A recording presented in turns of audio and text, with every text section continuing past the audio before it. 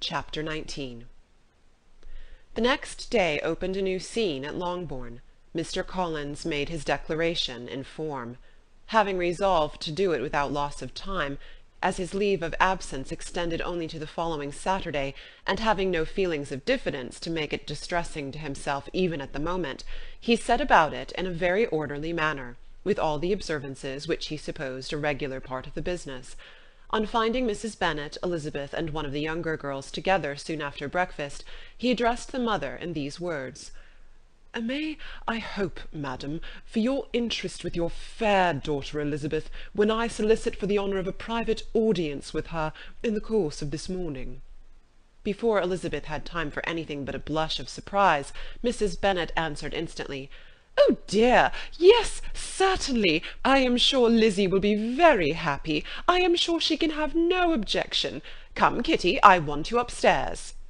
And gathering her work together, she was hastening away, when Elizabeth called out, "Dear madam, do not go. I beg you will not go. Mr. Collins must excuse me. He can have nothing to say to me that anybody need not hear. I am going away myself."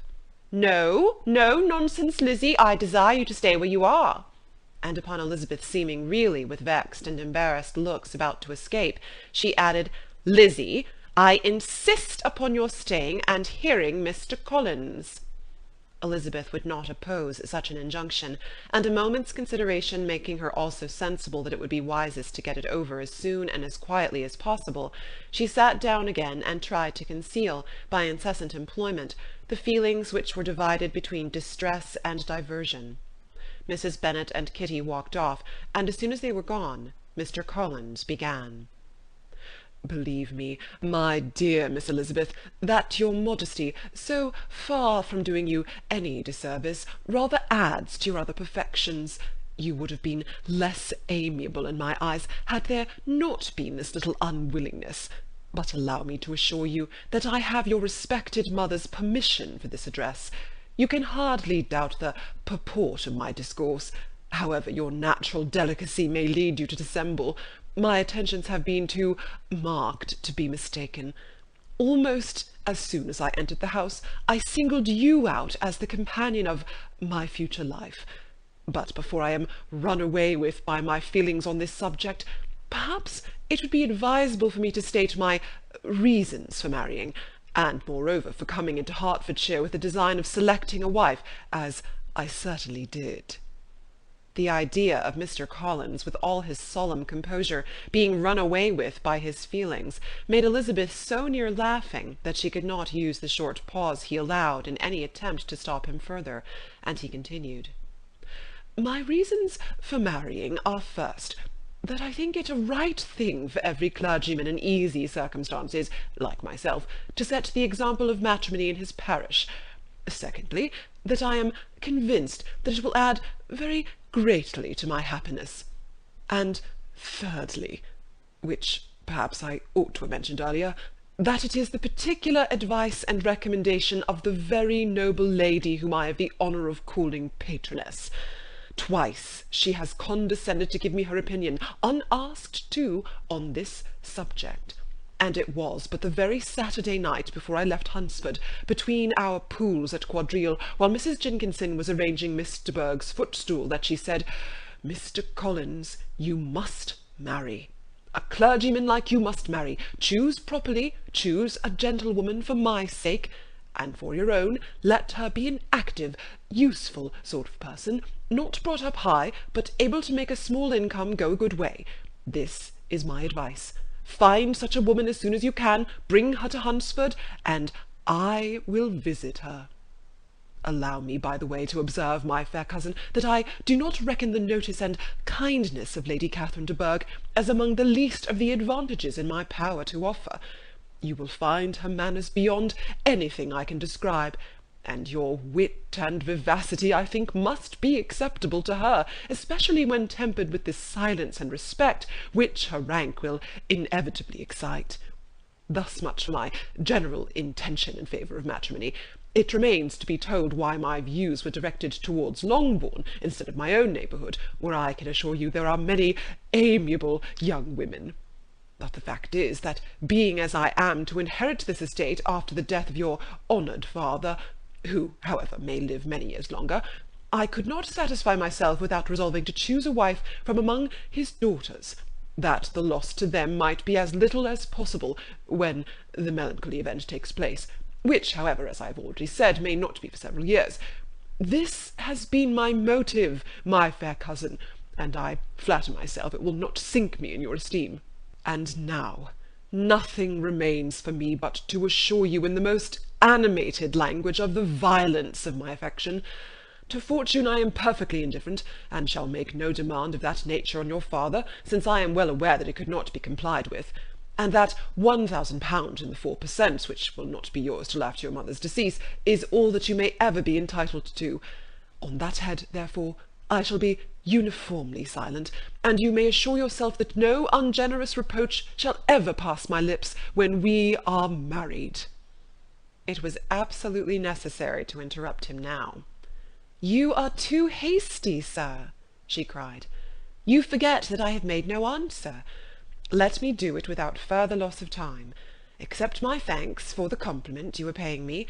I am very sensible of the honour of your proposals, but it is impossible for me to do otherwise than to decline them." "I am not now to learn," replied Mr. Collins, with a formal wave of the hand, "that it is usual with young ladies to reject the addresses of the man whom they secretly mean to accept when he first applies for their favour, and that sometimes the refusal is repeated a second or even a third time. I am therefore by no means discouraged by what you have just said, and shall hope to lead you to the altar ere long."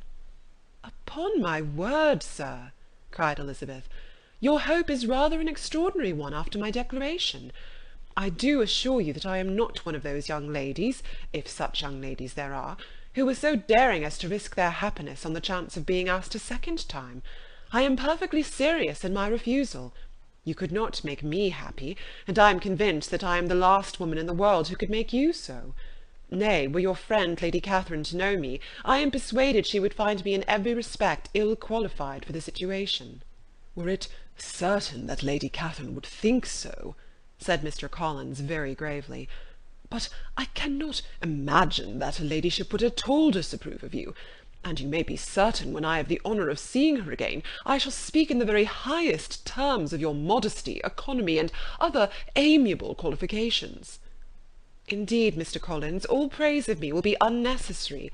You must give me leave to judge for myself, and pay me the compliment of believing what I say.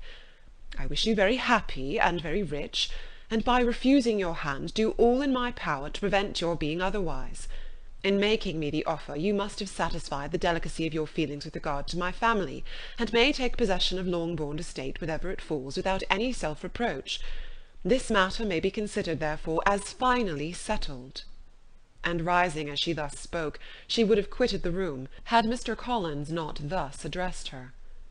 "When I do myself the honour of speaking to you next on the subject, I shall hope to receive a more favourable answer than you have now given me, though I am far from accusing you of cruelty at present, because I know it to be the established custom of your sex to reject a man on the first application, and perhaps you have even now said as much to encourage my suit as would be consistent with the true delicacy of the female character."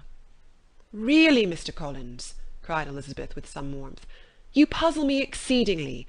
If what I have hitherto said can appear to you in the form of encouragement, I know not how to express my refusal in such a way as to convince you of its being one." "You must give me leave to flatter myself, my dear cousin, that your refusal of my addresses is merely words, of course. My reasons for believing it are briefly these. It does not appear to me that my hand is unworthy your acceptance, or that the establishment I can offer would be any other than highly desirable. My situation in life, my connections with the family of de Bourgh, and my relationship to your own are circumstances highly in my favour, and you should take it into further consideration that in spite of your manifold attractions, it is by no means certain that another offer of marriage may ever be made you. Your portion is unhappily so small that it will in all likelihood undo the effects of your loveliness and amiable qualifications.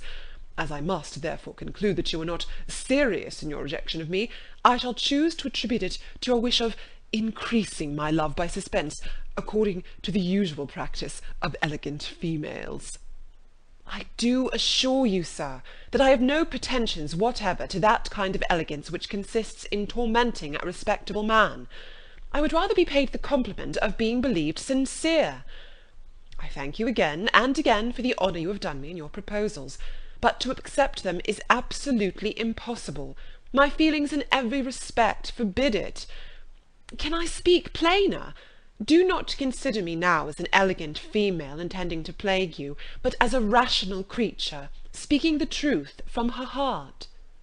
You are uniformly charming, cried he, with an air of awkward gallantry, and I am persuaded that when sanctioned by the express authority of both your excellent parents, my proposal will not fail of being acceptable.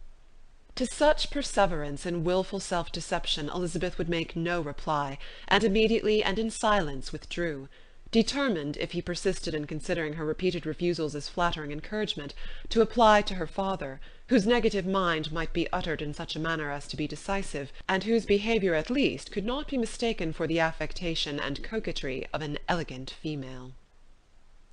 Chapter 19